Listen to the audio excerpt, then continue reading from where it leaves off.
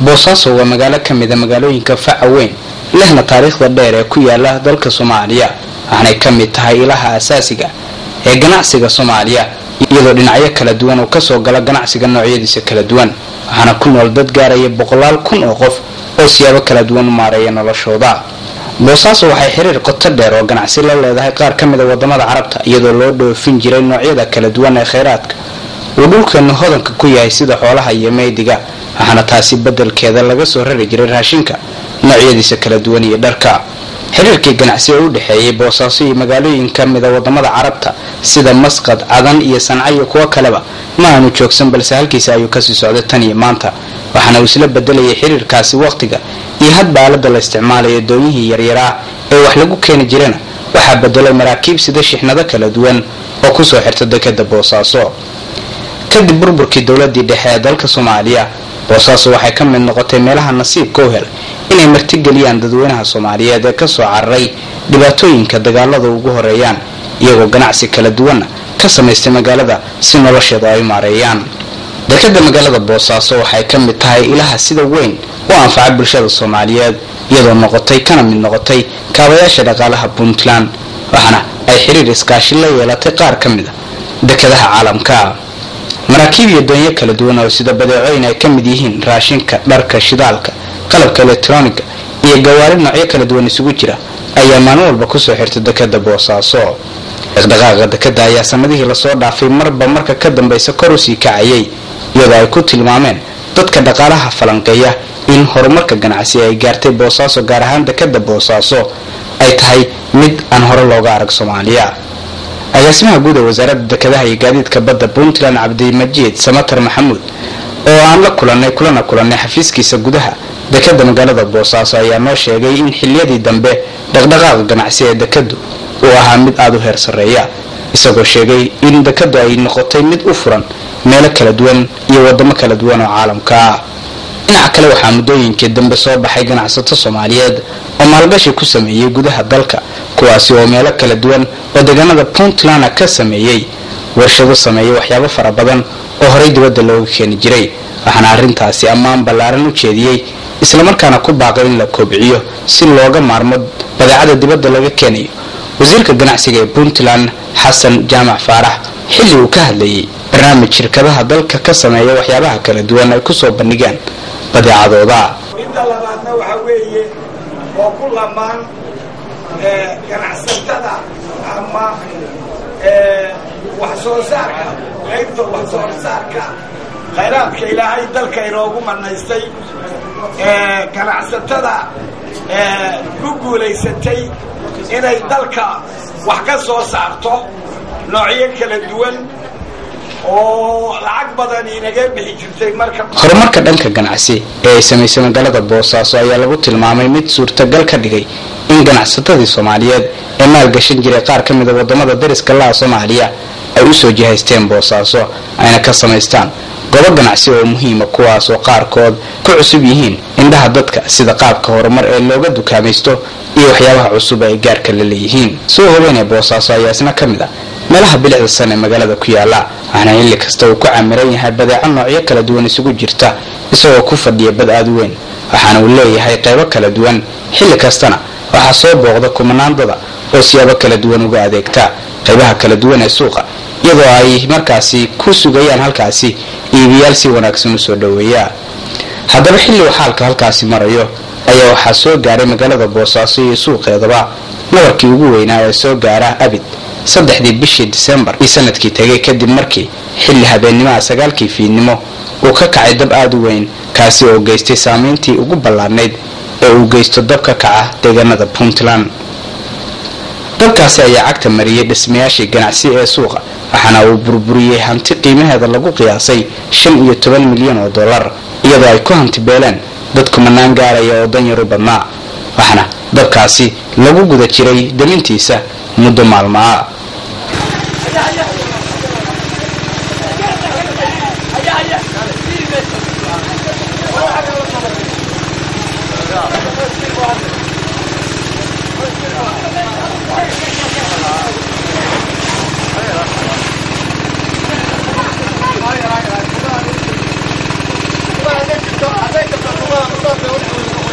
TV-ga Somalisat oo ka qayb qaadanaya tabinta xilligaasi dabkii iyo waxyaabihii kala duwanaa ee ka kacay suuqa Boosaaso iyo si xogta amuurtaasi ku aadan loo baahiyo ayaa mikrofoonka la dhex qaaday xilli maalinimo dadkii hantidu ay ka baabaaday إنه واكبت بس إن يرنا وحوي إن شاء الله تعالى واكبت بس إنه وإيجا جوتي مجالدي إنه مصير واكد عليه وبوساسة سوقي إنه واجبت مجالدي واجبتي ما شاء الله عدرنا عن إن شاء الله تعالى ومدي عن رجينا يعني أنت حنتذكر خسارة إني سبران أيضا الحمد لله والشكر لله وإلهي بدأ مربوطة المجال ودن جيس وحن طبعا إلى تهي سومالي ودن معها بوساس كلي معها بيدابو إلا أيو قبلة الحياة قبلة سومالي هم تيجي بعد ذكر بوساس ويقول معها واحد معرف قصدي لما يقولها ما معرف لما في قريبي وحنا ذكر وحنا ويرا قبلة بريدة كذا بعض وحنا ماشي لكن إن شاء الله تعالى وحنا كرجنا الله سبحانه وتعالى يوصفني ويقولنا يكون كسر إلهي نبدأ كذا waxaan ahay nin ka mid ah dadkii ganacsatada ahaa meesha meerada ku lahaa meeradan aan anu lahaa waxay ahayd nooca loo yaqaan carwada marka ama carwada marka khaasatan ragga khaas ku ah saadinku inayna ku aragtaan dib badan ma meesha ka dhacay dibkaas oo ku yimid dab qabsaday magaalada oo gees uga baxay waxaan dhigi karaa aan ku sameyn karaa kaliya wax yaani alla wateen ayuu meesha ka dhacay ama wax alla qadaray baa meesha ka dhacaan dhigi karaa bani aadamku wuu ku yeelan karaa lug laakiin wax alla soo dejiyo qadar ku dhacay weeyaan dibka markaan hantida dadka soo gaadhay wax la soo koobi karo maaha mid guud iyo mid gaar ahaaneed buu jirtaa hantida guud waa mid dadka oo dhan saameysay magaalada Boos ku nool midda gaar ahaaneedna shakhsi walba gooni u saameysay waxaa la dhigi karaa dad fara badan oo Soomaaliyeed oo meesha ku noolaa ayaa hantoodii ku waayay laakiin hadda midda inayna ku aragtaan wixii magaalada Boos yaalay ee hanti ahaa 90% oo yaraan weey hadana ka badnayn ama 95% uu dhamaaday baa la dhigi karaa hantida waxa weeyaan meesha ku baabaaday saad u aragtaanba wax laga soo gaaray ma jiro 100% inta badan way baabaaday dadku waxay ku baraarugeen dabkii oo iswada qabsaday meel bas qabsaday marka waxa laga badbaadiyay kow iyo laba iyo saddex wax ka badan ma aha baa la dhigi karaa khaasatan dadkii hantida yaryar haystay ay waxba ma badbaadin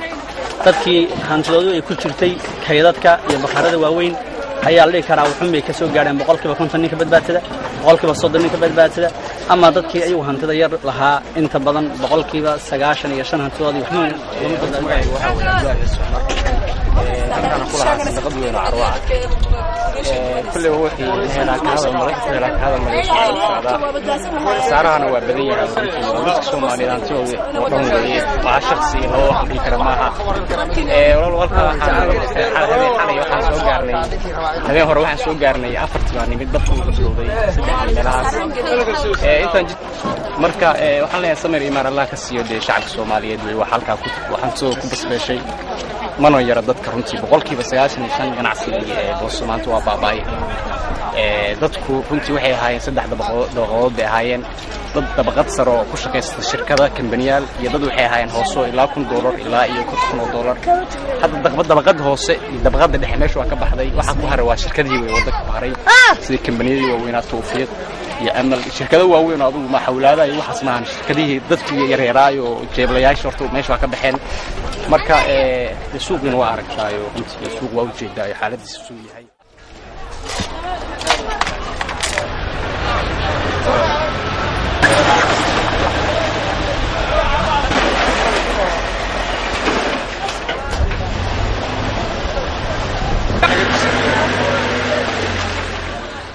baanato wuxuu nahay masiibadan ku dhacday magaalada ganacsiga ganacsatadii dadkii xoolaha haysto iyo dadkii masaakiinta yaryar ganacsatada yaryar dhibaatada soo gaartay baan wuxuu nahay halkan waxaa idiin muuqda dowladda hoose degmada Boosaaso iyo maamulka gobolka iyo dowladda xukuumadda iyo hay'adda marinka ciidanka badda gacanta ay weyn ka geysanayaan hawshan waxaa habeen hore masiibada ka dhacday waxaan ku jirnaa hadda sidaan u nadiifin lahayn meeluhu dhibaatada soo gaadhay iyo qashinkii iyo si aynan uga dhicin dhibaatooyin caafimaad xumo inay uga dhicin baan ka cabsanaynaa marka waxaan rajaynaynaa shacabkan ay qayb fiican bay ka qayb qaateen waxaa kaloo ka qayb galay dadka bulshada barakacayaasha ah 300 oo qof oo la bisan dharkoodii oo diyaarsan oo u soo talagalay inay gacan ka geystaan dhibaatadan dhacday. Cilmaadiinka magaalada Boosaaso ayaa intaasi kadib bilaabay in deeq ururinta dadkii ku cayroobay dabkii suuqa Boosaaso. Dawladdan waxa ay bilowday tallaabooyin wax looga qabanayo amuurtan iyadoo rugta ganacsiga iyo warshadaha ee Puntland ay bilowday tirakoobka khasaarihii ka dhashay dabkii suuqa Boosaaso iyo in la tirakoobo tirada dadkii iyagu sida gaarka waxyeeladu ay u gaartay si haddii wax la ururiyo bal wuxuun loo gaarsiiyo. Tirakoobkan ayaa muddo ay ku hawlaneed rugtu waxna la ogeysiiyay dhammaanba dadkii ay hantidu ka burburtay inay isdiiwaan galiyaan isla markaana ay yimaadaan rugta ganacsiga iyo warshadaha ee Puntland. suuqeena la Boosaaso u gubtay haddii dhibaato haday dhacdo waxaa loo baahan yahay sabir dadkii Ilaahay waa samirsiinaya awal beelaha waxa ka siiyay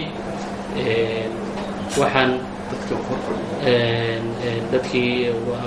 loo shaqeynaya dawladdu xilweyn bay iska saartay guddi heer qaran la saaray dadweynuhuna qaybaysa bulshada ay kala duwan way shaqeynayaan haddii ahaanay cilmaadiinkii ganacsatadii iyo kaladkii kulluba hantida meesha ku luntay iyo dhibaatada dhacday cid gaar ah kuma dhicin dadkoo dhan bay ku dhacday dhibaatada laga wada xanuunsaday weeyo dad Soomaaliyeed ahaan ku dhacday dadaal baa la wadaa shaqadii waa la bilaabay guddiga heer qaran way joogaan magaalada Boosaaso ku shaqeynayaan waxa kale oo iyaguna barbar socdo la shaqeynaya oo shaqada hoos ka wada guddiyaan la saaray oo rugta ganacsigu ay ka mid tahay dawladda hoose ka mid tahay ganacsato ka mid tahay aad baa loo shaqeynaya xarunta rugta ganacsiga maanta waxa laga bilaabay tirakoobkii dhibaatadii dadka ay ku dhacday oo ay ugu horeeyaan dadkii hantiilayaasha guryaha ahaa method la sameeyay baa jira oo qaabkii dhibka loo heli lahaa aad iyo aad baan ugu kalsoonahay in waxa meesha ka dhacay marka hore la ogaado dabadeedna haddii loo baahan yahay dadka in loo xawil celiyo oo loo maal bargooyo loo sameeyo baac mushtarka hay'adaha caalamiga ah dadka Soomaaliyeed dadka joogta ah ee reer Puntland iyo Soomaaliba walaal waxa weeye marka hore horta wixii lumay oo dhaqaale ah oo meesha ku lumay dhaqaale weyn buu dabcan u muuqdaa hanti national economy dalka ka mid ah weeye dhaqaale umadu lahayd weeye wixii isku wareejinayo ku wareegay suuqa weeye waa dareemi kartaa hadda laftigeeda in dhaqaalihii magaalada Boosaaso oo magaalo ganacsi uu sidii hore u wareegahayn oo ay wax kasta yaraadeen ilaa iyo inta recovery la helayo oo dib suuq u soo noqonayo oo guriyihii la diyaarsanayo oo dib loo bilaabayo ganacsigaas meesha ka maqan yahay ganacsigaas hadduu meesha ka baxayna waxa meesha ka baxay wax weyn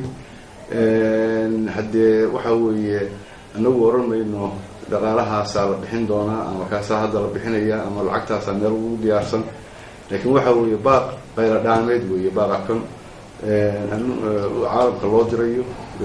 Puntland loo dirayo meel kasta ay joogto. haddaba 6 bilood kadib gubashadii suuqa Boosaaso xaalku sida ayuu noqday. suuqu waa uu ka soo kabtay dhibaatadii waxaana ganacsatadii kala duwanaa ee suuqa ku ganacsan jiray ay bilaabeen inay dib u dhistaan dhismayaashoodii kala duwanaa ee ay ku ganacsan jireen waxaana ay bilaabeen in ay keenaan badeecooyinkii horeba loogu yaqaanay.